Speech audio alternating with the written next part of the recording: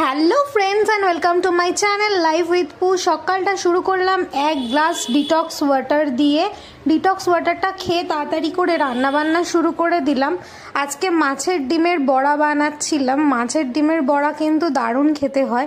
আর আমি যখনই রান্না করি আমার বর এসে পিছনে জিজ্ঞাসা করতে থাকে আজকে কি রান্না হচ্ছে, কি আজকের মেনু হচ্ছে, সেগুলোই ওকে একটুখানি বলছিলাম।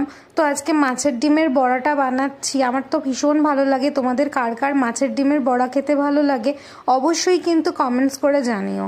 এছাড়া মাছের ডিমের বড়া ছাড়াও আরও অনেক কিছু রান্না হয়েছে, সেগুলোও বলছিলাম। আজকে তাড়াতাড়ি লাঞ্চ মিটিয়ে নিয়ে আমরা বেরিয়ে পড়েছিলাম। আর আজকে গিয়েছিলাম অ্যাক্রোপলিসে। অনেক দিন পরে আজকে অ্যাক্রোপলিস গেলাম। সেরকমভাবে যাওয়া হয় না, আসলে অনেকটাই দূর হয় আমাদের বাড়ি থেকে অ্যাক্রোপলিসটা। তো সেই কারণে সেরকম একটা যাওয়া হয় না। তো ঘুরছিলাম এখানে, গেমের যে সেন্টারগুলো হয় ওখানে এসেছিলাম। এসে এগুলোর প্রতি আমার বরের একটা ভীষণ ইন্টারেস্ট থাকে।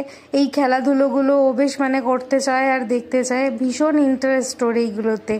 তো তারপরে দেখো আমরা ফুড কোর্টে চলে এসেছিলাম। আর ফুড কোর্টে ছিল এত বিশাল ভিড় যে বসবার কোনো জায়গাই ছিল না।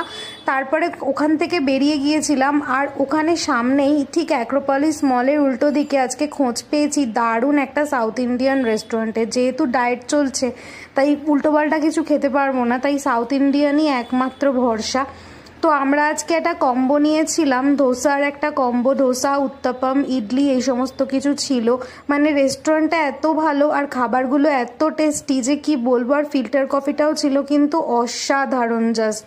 আমার এই ভিডিওটা যদি ভালো লাগে টুক করে একটা সাবস্ক্রাইব করে দিও কেমন। আজ তাহলে আসি, গুড নাইট।